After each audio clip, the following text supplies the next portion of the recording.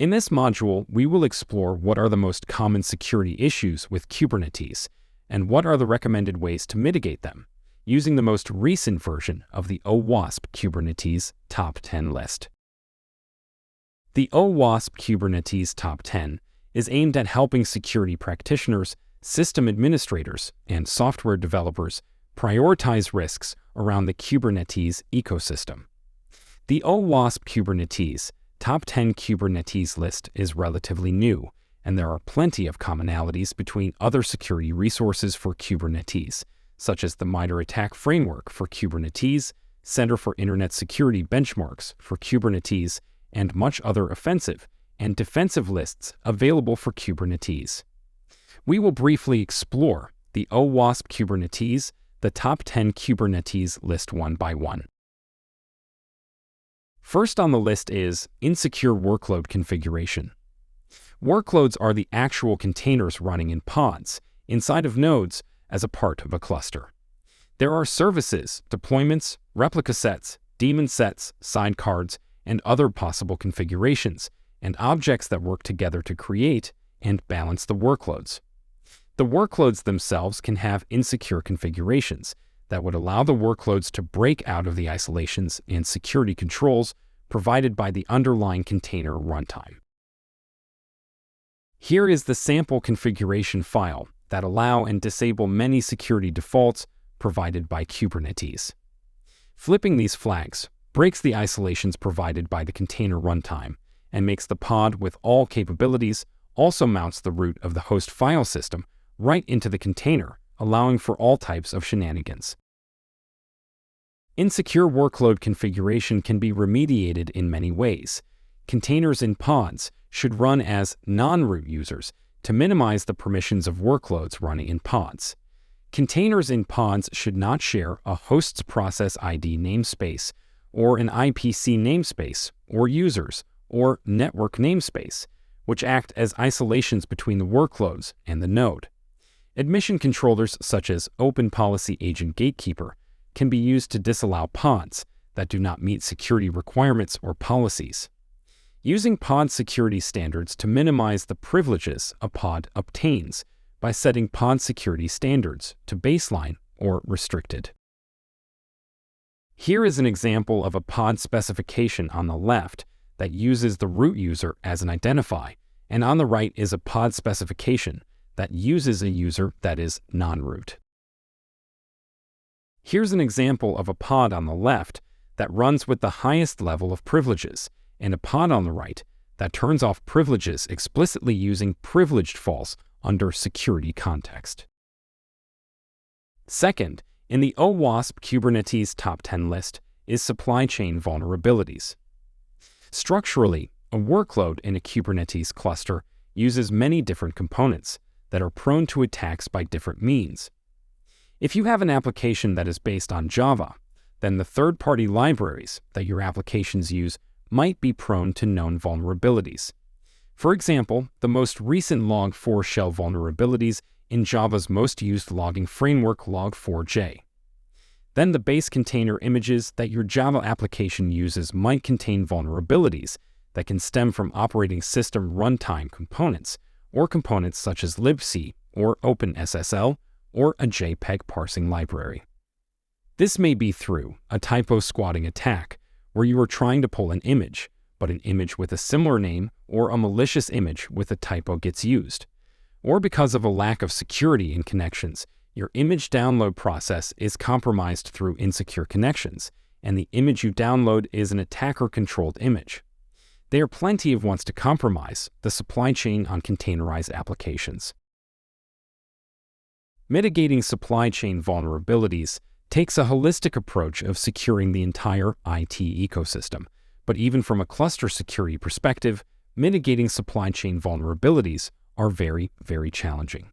However, there are things that we certainly can improve. Some of them are starting to collect and manage a software bill of materials or SBOM, which includes a collection of software packages, licenses, and libraries an application depends on. SBOM is relatively new, and there are software such as CycloneDX and SPDX that aid in software bill of materials, which gives us a starting point for auditing third-party dependencies. To verify the integrity of the images, there is tried and tested integrity signing that can be performed on the images that we want to pull. Cosign is an open-source project that aims to solve container images integrity challenges. There is also Content Trust proposed by Docker to improve the integrity checks when downloading images. Minimizing the composition of the images, including the third-party components that we consume or the operating system-level software packages that we consume, greatly reduces the supply chain attack surface. If interested, explore distroless images from scratch. Periodically scanning the list of third-party dependencies using the SBOM obtained and having procedures in place to upgrade or patch the commonly known vulnerabilities help in reducing supply chain attacks. You can also configure admission controllers to reject workloads that are not scanned for vulnerabilities. Use vulnerable or unapproved base images, are pulled from untrusted registered. RBAC is at the core of authorization in Kubernetes. While RBAC needs to be enabled, and when enabled, RBAC permissions determine the level of access a user or a service account has on a Kubernetes object. In general, the higher roles a user account has, the larger the consequences are when that user account is compromised. Third in the OWASP Kubernetes top 10 list is overly permissive RBAC configurations. Overly permissive RBAC configurations is a very general security risk that describes RBAC permissions that are not minimal and permissions that are granted when not necessary. A cluster admin role is a role in RBAC that grants an account administrative access on the entire Kubernetes cluster. A third-party tool like Istio might require permissions to be granted specifically to certain API groups, while a novice administrator might bind cluster admin role to Istio. Permissions to list and watch may seem benign in the beginning. However, if list and watch operations are used on a Kubernetes object, such as secrets, then list and watch operations reveal the actual secrets stored in a cluster. Unnecessary permissions are granted, foreseeing the overheads of maintaining a complex RBAC scheme and the YAML files that need to be maintained for every role that needs to be created. RBAC is hard to get right, particularly in Kubernetes. Getting RBAC right is increasingly challenging. However, there are things that we certainly can improve. Some of them are using role bindings that are specifically attached to certain namespaces, as opposed to using cluster-wide permissions with cluster role bindings. Periodically audit the accounts that are bound to role bindings for a particular namespace and cluster role bindings for an entire cluster. There are many RBAC tools available to audit and visualize RBAC in a cluster. Some of the widely used tools are Kubernetes RBAC Audit and RBAC Police. Blocking the service account tokens from being automatically mounted to pods is one step closer to following the principle of least privilege, particularly if pods do not need to directly to the API server. Exercise caution when granting list and watch permissions on API objects, as list and watch permissions divulge the object details when listing and watching. OWASP Kubernetes Top 4 is about a lack of centralized policy enforcement, which is having no centralized way of instructing the Kubernetes cluster to disallow certain workloads from entering the Kubernetes system. Enforcing policies allows security teams to regulate what runs in a cluster and stay compliant in terms of security. Policy enforcements are beyond alerting. Policy enforcements help in blocking workloads when the workloads do not conform to our security requirements. Here's an example of an OPA gatekeeper policy that allows images to be pulled only from the repository at trusted.pdso.com. Pull requests to other registries will be blocked by this policy. This example code snippet is called a constraint in OPA gatekeeper policy, and before creating a constraint, we will need to create a constraint template. We will see more examples of enforcing policies later on in the course. Other examples of policies include disallowing workloads from untrusted registries, disallowing privileged pods in a cluster, and disallowing containers with certain base images.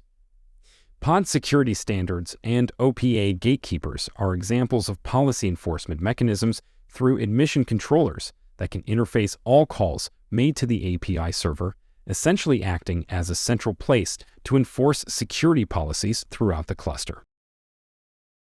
Kubernetes audit logs contain the nature of an event, the time the event happened, the initiator of the event, the location where the action was ignited from, the object or location where the action actually happened, and much other information for investigations to trace an attack's action.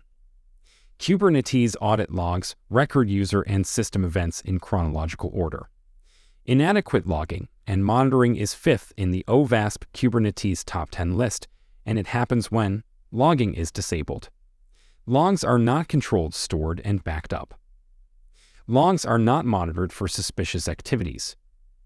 Critical cluster and workload events are not logged. Logs are used by security teams, incident response teams, and SOC teams to investigate and respond to incidents. While there are many logs available as a part of Kubernetes, API server logs are particularly interesting since all Kubernetes cluster actions are mediated by the API server. API server logs contain useful information such as the source IP address, the username of the requester, the response code of a request, the user agent that initiated the request, whether the authorization decision was to allow or deny the request, and much another treasure trove of information. To prevent the attackers from tampering with system logs, logs should be continuously backed up to a central log aggregation system and monitored for anomalies. Authentication is the precursor to authorization using RBAC. Authentication helps us recognize whether the party that is trying to access a system is a human user or a service account. In Kubernetes, authentication comes in many forms and is highly configurable, which essentially leads to authentication methods that are either broken or very insufficient. The top 6 in the OWASP Kubernetes top 10 list is broken authentication mechanisms. Some examples of broken authentication mechanisms include rolling your own authentication, usage of certificates for authentication. Humans as creating, managing, and revoking certificates can be difficult. Incorrect usage of OAuth for authentication when OpenID Connect should be employed. Lack of signature verifications and other validations in bearer tokens. Lack of multi-factor authentication. Usage of tokens that have a longer life. Here are some ways to reduce the risk of broken authentication mechanisms. Using certificates to authenticate human users to the cluster is very difficult to manage. Whale certificates are a good candidate for machine-to-machine authentication scenarios, where a service wants to authenticate to another service. Use of multi-factor authentication for human users wherever possible. Restrict the usage of service accounts from outside the cluster, as service accounts cannot be bound to groups and they never expire.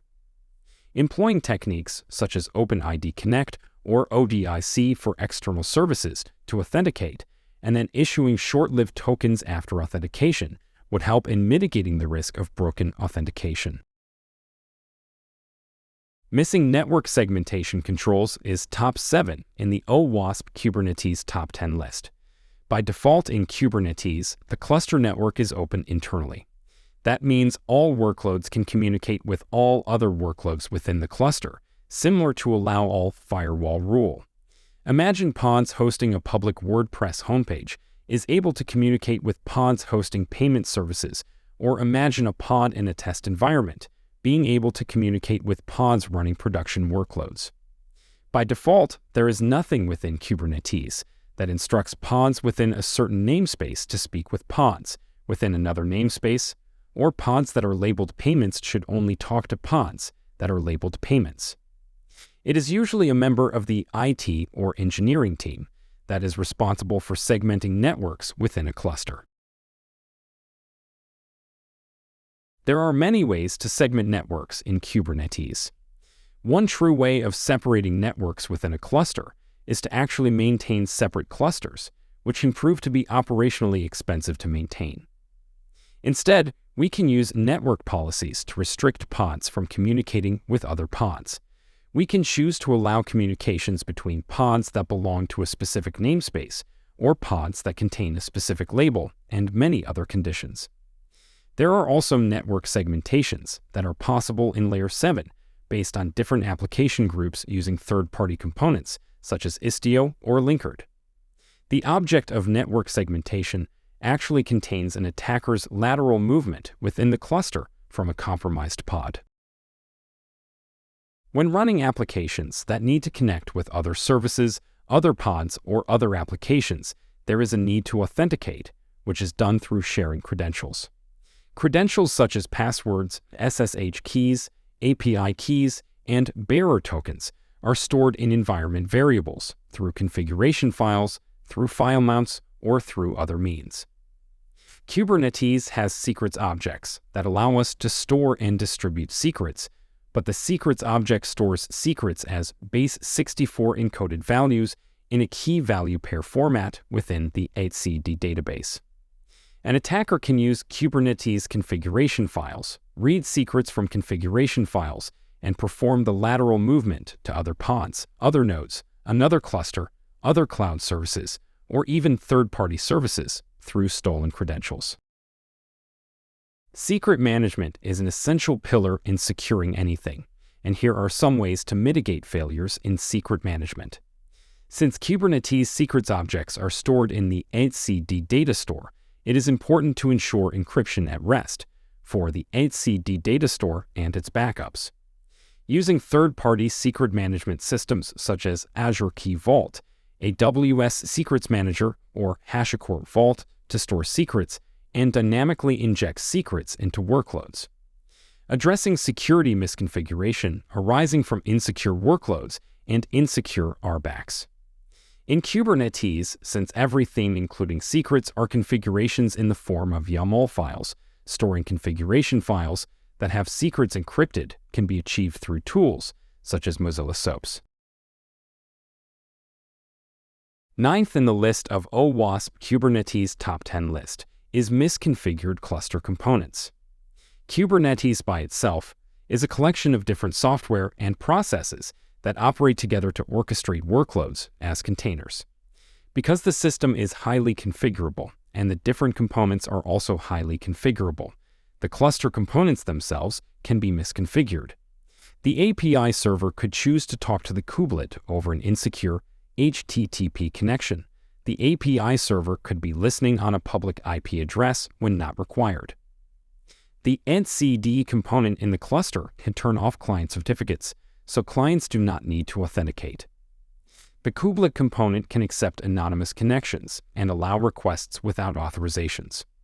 And there are so many misconfigurations that are possible because of the sheer nature of different components working together and being configurable. The Center for Internet Security Benchmarks offers very good guidance in terms of configuring Kubernetes components securely. Running regular automated audits on cluster components helps us detect misconfigurations in cluster components. Maintaining the Kubernetes infrastructure as code also helps detect configuration drifts through automated means.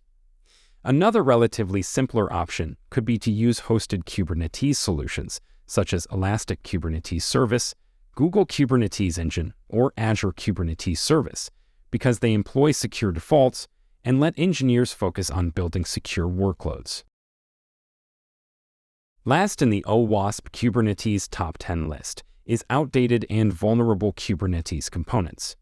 As we discussed before, Kubernetes by itself is a collection of different software and processes that operate together to orchestrate workloads as containers. The Kubernetes components themselves can become outdated or become vulnerable.